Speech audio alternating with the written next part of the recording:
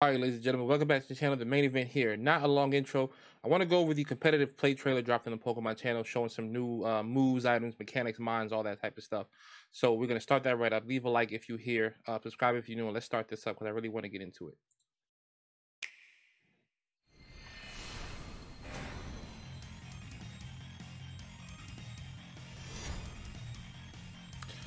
They're going to be showing the first new edition coming up right now.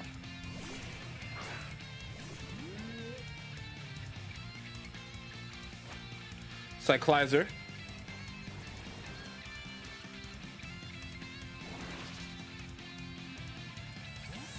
This is the first thing that I want to mention. So Cyclizer has this move. I don't know if it's probably, I'm assuming because they introduced the Mon with it, it's only going to be on this Mon, at least to start.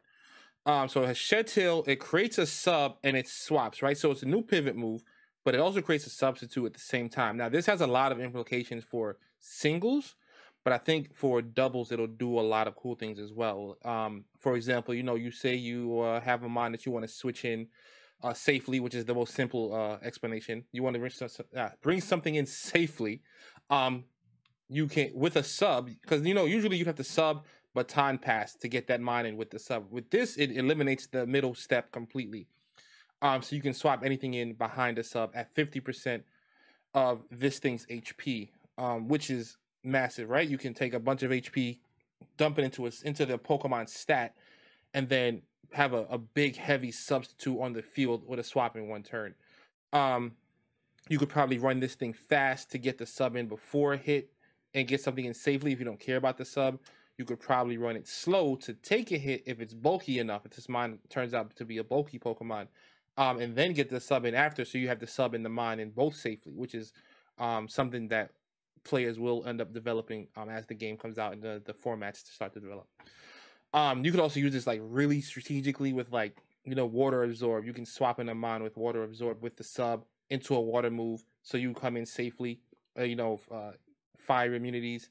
All type of things. One thing is I think a lot of people are thinking of right now is Shed Ninja, where you can swap this thing into a Shed Ninja if it's in the game, which is why most people are hoping it's not in the game, along with the terrestrialized mechanic, so that you're not stuck with a Shed Ninja on your opponent's side of the field behind a sub that can terrestrialize. So like imagine this thing has a sub, Shed Ninja has a sub, you hit it with something that's not super effective, so the sub stays. Then you hit it with something that's super effective, but then they terrestrialize so it doesn't affect it. And then you got to hit it, break this up, and then you got to hit it again. And we don't even know if you can like deactivate the terrestrialization. So like it's just going to be madness. So let's hope that that thing is not in the game. But let's continue the trailer.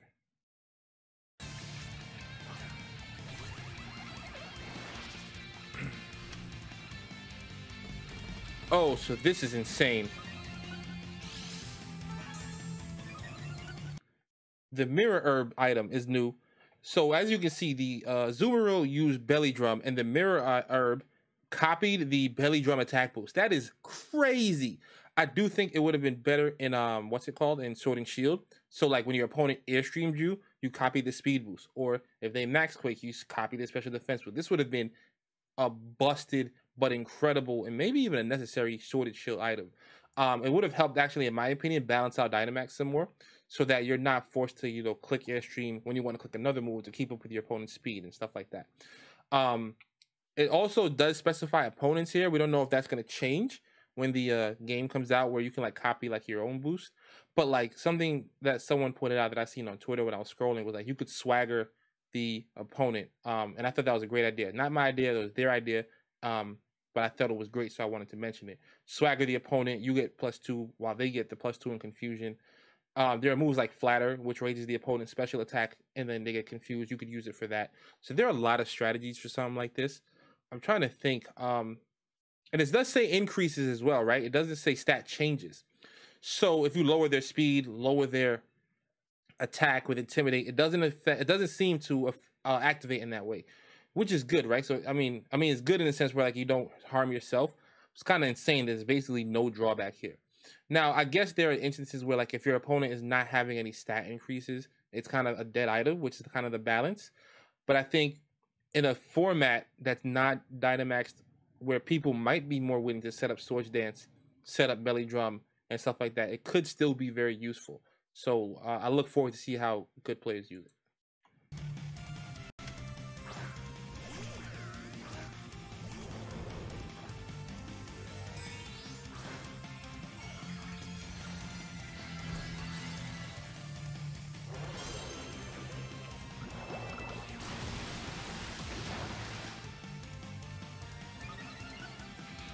So this is something that we all kind of assumed, but this is now confirmed, where terrestrializing does work defensively. So you, and also like your abilities will still work as normal. So the Colossal, which would normally be 4 times weak to water, actually resist water because of the terrestrialized into a water type. So the Hydro Pump did not do a lot of damage, and Colossal still got its Steam Engine boost. Now it's not going to get a weakness policy boost, but it probably if terrestrializing is not an item kind of thing, then it probably still has like a life orb or something, right? So you get the life orb boost anyway, plus the +6 speed. Also, Colossal confirmed for the game. That's kind of nice. I'm glad to see the boy make it.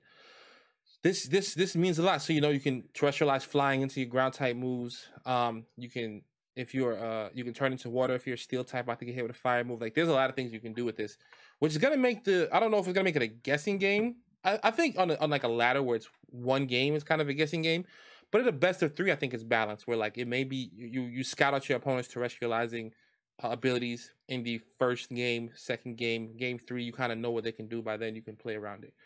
But I am interested to see what this mechanic, how well this mechanic works offensively. I think I saw something where it's like if you turn into your own type, your stab goes to ×2. I need to look up that a little bit further, but that would be pretty awesome. So let's go ahead and continue this.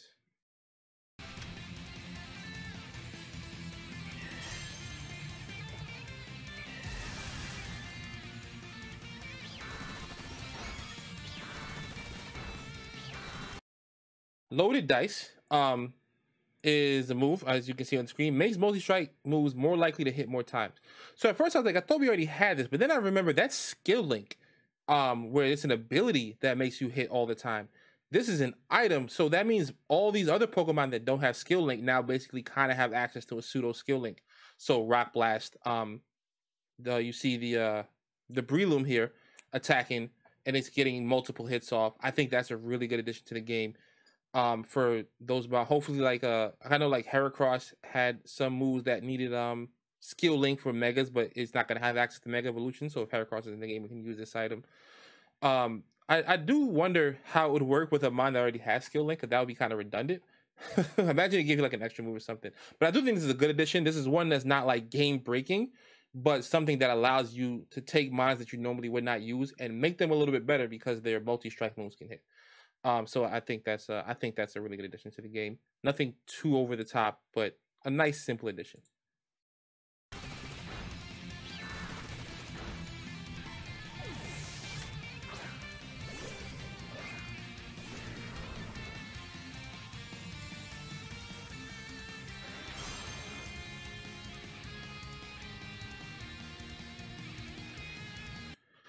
So this is just them showing again that it can be used defensively. Tarantar is weak to fighting 4 times.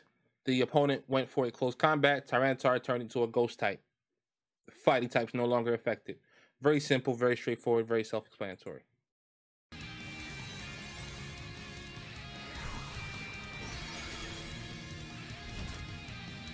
But that part is the important part.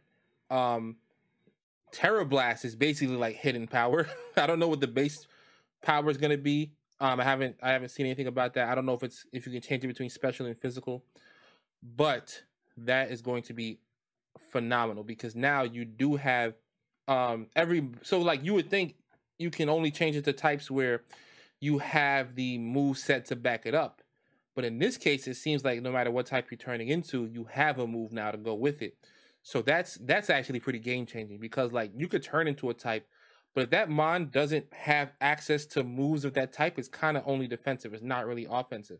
But giving the Terablast move, every single mon will have a way to use this thing offensively, which is pretty insane when you think about it. I'm pretty sure that's the entire trailer. I do think there was something that I'm gonna see something here. Let's click through this because there's something missing. Okay, I wasn't going crazy. It's not in the trailer, but Covert Cloak looks really awesome. The hooded cloak conceals the holder, protecting it from the the additional effects of moves. So, like, if you fake me out, it doesn't work because flinching is an additional effect to fake out. They tried so hard to, like, I guess make fake out not broken, even though fake out still is kind of broken, even through Dynamax, so it's never going to change.